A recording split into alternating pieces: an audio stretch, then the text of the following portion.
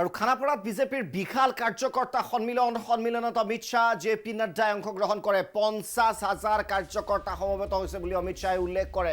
কোনো দলৰ ইমান ডাঙৰ জনসভা কৰাৰ সাধ্য নাই বুলি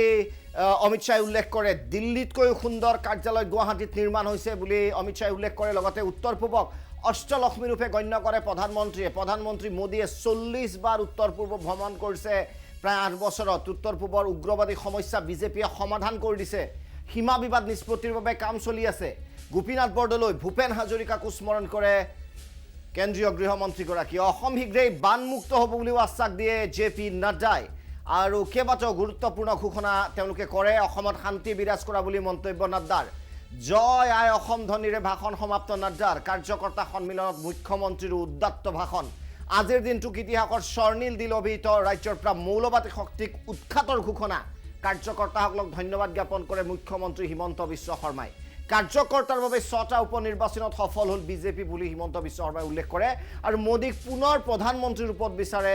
মুখ্যমন্ত্ৰী হিমন্ত বিশ্ব শৰ্মাই বুলি উল্লেখ কৰে গতিকে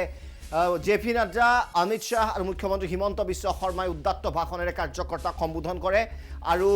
অমিত শ্বাহে গৰ্বেৰে উল্লেখ কৰে যে 50,000 কাৰ্যকৰ্তা সমবেত হৈছে এই যি মিটিঙত এই সভাত আৰু এনে সভা আয়োজন কৰা কোনো দলৰে সাধ্য নাই বুলি